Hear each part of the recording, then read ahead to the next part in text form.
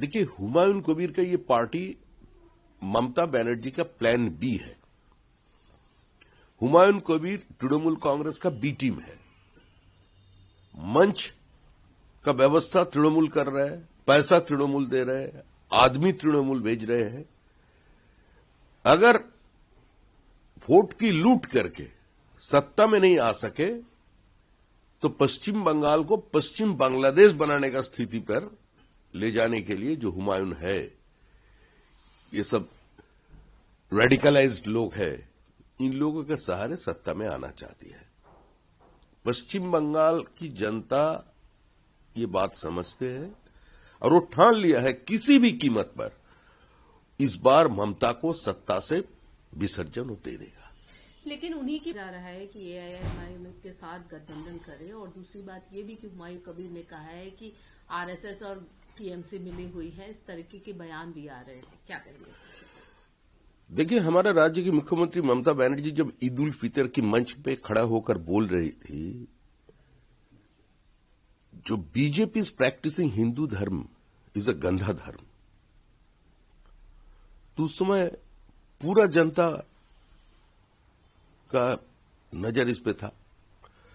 जब फिराद हकीम कलकत्ता कॉरपोरेशन के मेयर और एक प्रमुख मंत्री का नाते जब खुलेआम दावत इस्लाम की बातें किया था और वो बोला था जो मुसलमान होकर नहीं पैदा हुआ वो दुर्भागा है, हर मुसलमान का ये दायित्व बनता है कम से कम एक को अपना धर्म में ले आना, तो उसी ममता से क्या आप उम्मीद कर सकते हैं? ये जो खेल हो रहा है it is because of Mamata Banerjee's divisive politics. मजहब के नाम पर पूरा समाज को बांटना और उसका बाद ब्लॉक वोट को कंसोलिडेट करना, मुस्लिम वोट बैंक लेकर आगे वाले दिन में सत्ता पे आने का ममता बनर्जी का जो लक्ष्य है वो साकार कभी नहीं होंगे। 2026 का जो चुनाव है उसमें ममता बनर्जी और उसका पार्टी का विसर्जन निश्चित है।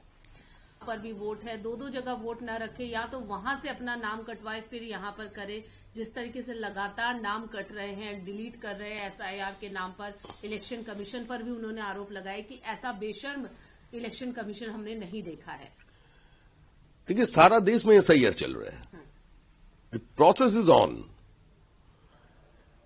एक संवैधानिक संस्था के ऊपर ऐसा आरोप लगाना, कौन लगा रहा है? जो संविधान की शपथ लेकर मुख्यमंत्री बना, जो प्रशासनिक सर्वोच्च पद पर बैठे हुए हैं, वो अपने राज्य में बीएलए के लेकर को भी चुनाव आयोग को लेकर ऐसा बयानबाजी अब हिंदुस्तान में दूसरी जगह क्यों नहीं हो रहा है? तमिलनाडु में तो बहुत सारे वोटर का नाम निकल गया वोटर लिस्ट से, वो भी एक नॉन बीजेपी रूल्ड स्टेट। कभी सुना है जो उस जगह का जो चीफ मिनिस्टर है, गुजरात की चीफ मिनिस्टर, उत्तर प्रदेश का चीफ मिनिस्टर, उत्तराखंड हिमाचल का चीफ मिनिस्टर कभी ऐसा बातें बोल रहे हैं?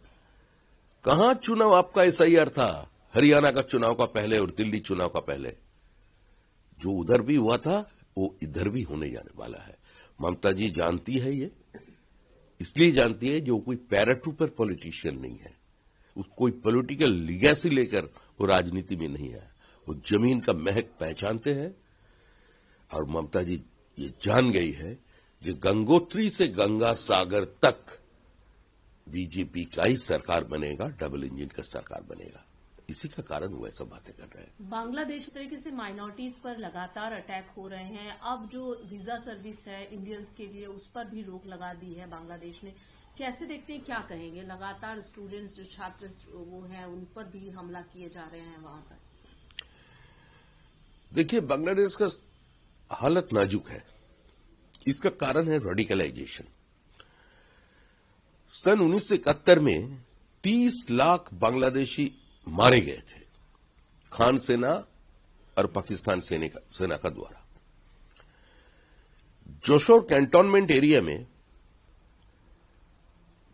1,25,000 ऐसे महिला पाए गए थे जिसका सामूहिक बलात्कार के बाद उसका स्तन भी काट दिया गया। तो सारे स्थिति बांग्लादेश भूल गए। जो श्रीमती इंदिरा गांधी बांग्लादेश का जन्म दिया था, आज उसका पुतला का साथ कैसे छिड़खानी हो रहा है वो भी हम लोग देख रहे हैं। और रविंद्रनाथ टैगोर का जो प्रतिमा था उसका ध्वस्त कर दिया, सत्यजीत राय का जित मकान था वो तोड़ दिया, रविन्द्रनाथ जी का जो टैगोर हाउस था वो खत्म है, इंदिरा जी का नाम पर जो लाइब्रेरी है 70,000 किताबें फूंक दिए गए हैं।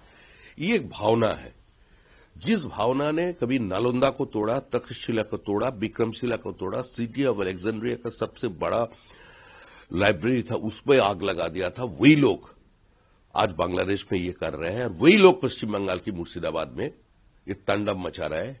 इसी बाबरी मस्जिद का नाम पर आकर एक साथ इकट्ठा हो रहे हैं, कभी वक़्फ़ लेकर के मूवमेंट का नाम पर ट्रेन पे आग जला देते हैं, हिंदुओं का घर लूट लेते हैं, दुकान फूंक दिया जाता है, तो ये चल रहे हैं। I think it's a cancer to human civilization, curse to human civilization. और सिर्फ पश्चिम बंगाल की जनता नहीं, जो बांग्लादेश में हो रहा है उसका रिफ्लेक्शन तो थोड़ा पश्चिम बंगाल में भी आ रहा है, उसका गूंज पश्चिम बंगाल में सुनाई दे रहा है। मुर्शिदाबाद में दिया, मोहस्तला में दिया, हाल ही में एक सिंगर उन्होंने गाना गा रहे थे, वो भी रविन्द्रनाथ टैगोर की गाना, और उसको ऊपर उठकर तृणमूल का नेता उसको फिजिकली असॉल्ट किया, बोल रहे गाना बंद करो, ये भगवान की गाना है। और जब थाने में रिपोर्ट दर्ज कराने के लिए गया तो वहां एक मुस्लिम पुलिस ऑफिसर बैठे हुए हैं, वो एफआईआर तक दर्ज नहीं किया। तो कैसा स्थिति है? 1946 में कलकत्ता शहर और उसका चारों तरफ जो स्थिति था, आज वही स्थिति ममता के द्वारा पश्चिम बंगाल में फिर से लागू हो गया। तो इससे हम लोगों को मुक्ति चाहिए। राहुल गांधी जर्मनी में है, उन्होंने जिस तरीके के बयान दिए, उन्होंने कहा है कि बीजेपी सरकार जो है पूरी तरीके से कॉन्स्टिट्यूशन पर हमला करती है, और उसके अलावा जो इंस्टीट्यूट है, चाहे ईडी, सीबीआई तमाम है, उन सब पर कैप्चर किया हुआ है। इस तरीके के जो बयान विदेश की धरती पर जाकर दे रहे हैं, क्या कहेंगे? देखिए, राहुल गांधी का किसी भी बयान कोई गंभीरता से नहीं लेता है। भारत की जनता का तो बात छोड़िए, कांग्रेस पार्टी का भीतर जितना बड़ा नेता है वो भी राहुल गांधी को सीरियसली नहीं लेता है, लेकिन उसका कंपल्शन है, क्या करे।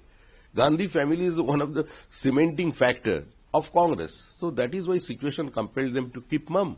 लेकिन उसको कोई गंभीरता से नहीं लेता है ना। तो राहुल गांधी क्या बोले क्या नहीं बोले, तो बहुत कुछ बोला ना बिहार में जाकर, पानी में भी तो कूद पड़े, स्विमिंग शुरू कर दिया, हुआ क्या नतीजा? Rahul Gandhi spent up force, उसको लेकर अब मीम बना सकते हैं, इससे ज्यादा कुछ नहीं।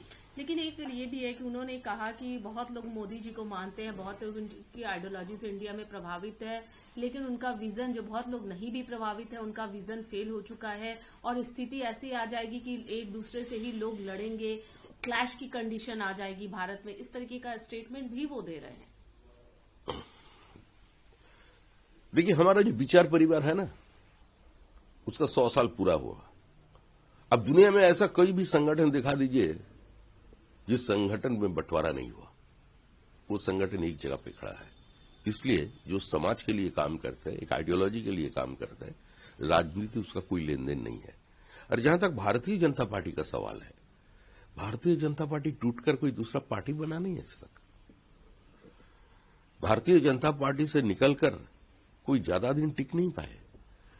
तो राहुल गांधी पहले अपने कांग्रेस को ठीक रखे। कांग्रेस का है क्या? It's a parasite right now. हम बोलते ना बार बार, जब शाम ढल जाते तो कांग्रेस पहुंच जाते किसी भी पार्टी के पास, ये वादा करो नहीं छोड़ोगे मेरा साथ, जहां तुम हो वहां मैं भी हूं, यही कांग्रेस का स्थिति। কন্টিনিউ স্টেটমেন্ট দিচ্ছেন, এসআইআর ইলেকশন কমিশনকে বেশরম আর অনেক রকমের কমেন্ট দিচ্ছে, ভোটার আইডি ভোটারদের বলছে কি ভোট কাটিয়ে দিন, যদি দু জায়গায় আছে বিহার থেকে সোজা বেঙ্গলে করুন, আর বিজেপির ওপরে অ্যালিগেশন কন্টিনিউ লাগাচ্ছেন। কি বলবেন এই পুরো ব্যাপারটাকে নিয়ে? সারা ভারতবর্ষে এই মুহূর্তে 12টি রাজ্যে এসআইআর চলছে, তার মধ্যে পশ্চিমবঙ্গ একটা রাজ্য।